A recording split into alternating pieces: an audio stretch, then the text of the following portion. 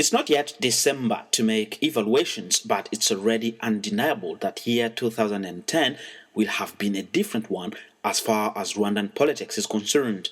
Many unprecedented things happened. In January 2010, outspoken opposition leader Victoire Ingabire returned to Rwanda with the aim to openly challenge President Paul Kagame.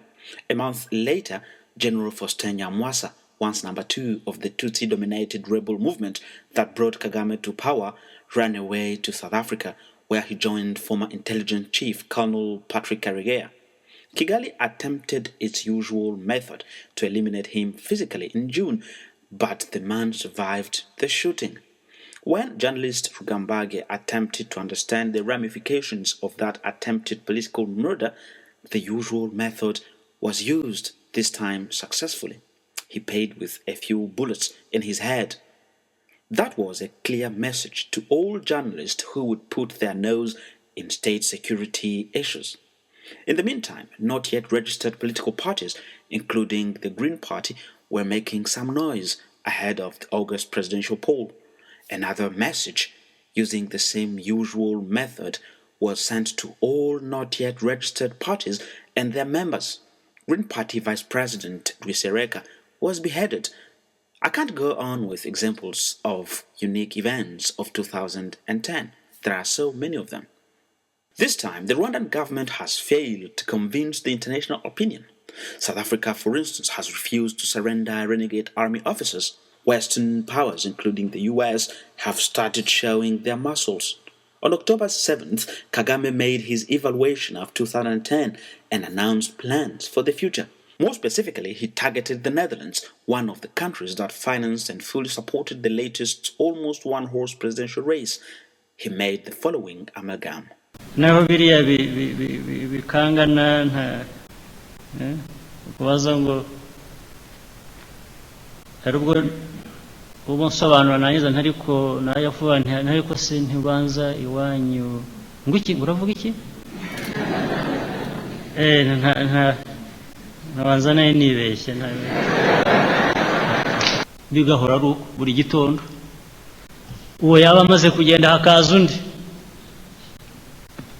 atariko harya ati mwebwe ati numvise ngo mwashyizeho genocide law itegeko ngo rihana genocide ntabwo tubizeye ubu murashaka kujya mupyinagaza abantu political mu gitondo nafungura television nkabona bariho bafashe umuyobozi w'ipariti mu gihugu cyabo bamuhambiriye bavuga ngo yigishaga kwangana hatred ngo yavuze abayisilamu nabi kandi se uramuhanute niba uvuga ko jewe ntakwiye guhana uwigisha kwangana bibyara genocide kujye nta burenganzira mbifite ko itegeko ryanjye uyu muntu aba yashyizeho riri suspect ibyawe kandi byo bigenze bite ubu burenganzira ufite bwo gukora ibyo jewe ntafite gukora ibyanjye bindeba binkwiriye niki. I'm calling this an amalgam because he's comparing silenced, imprisoned and killed opposition leaders with that far-right leader Geert Wilders, who almost always explores the limits of the freedom of speech. Mr. Wilders, whose party is now third biggest, is innocent until his famous lawyer Moskowitz has exhausted all his arguments. He's not guilty in advance. His lawyer was never arrested for defending him, while, for instance, Professor Elinda was arrested while attempting to defend his client Ingabire. Moreover, the Queen or the Prime Minister did not first insult Wilders before surrounding his home and taking him manu militari to an isolated cell. Kagame, who ventures into this amalgam, calls his opponents flies, which he will crush with a hammer.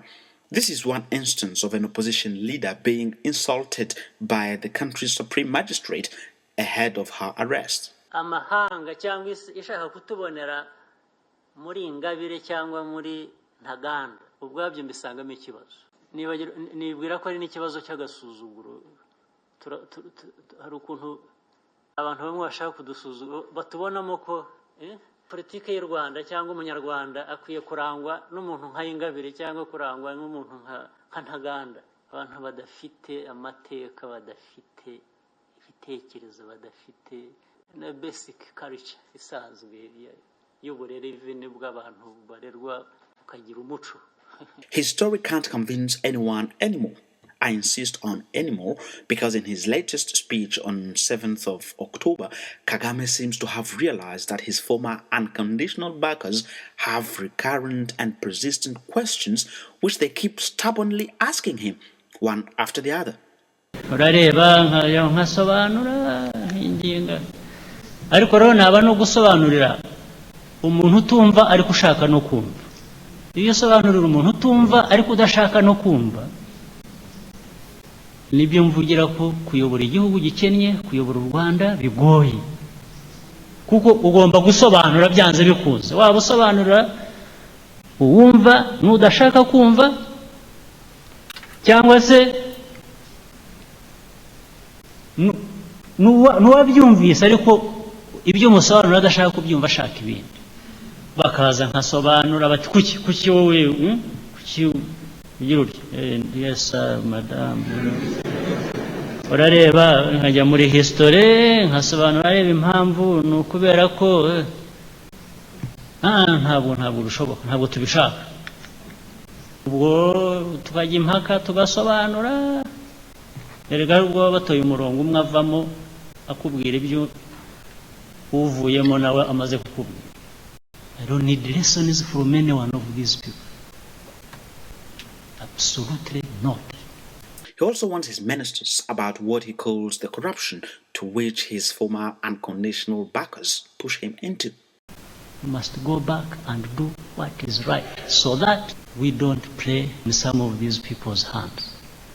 Yes, because in the end, if it is about corruption, yes, if they get you in corruption, it doesn't matter that you have been together in it.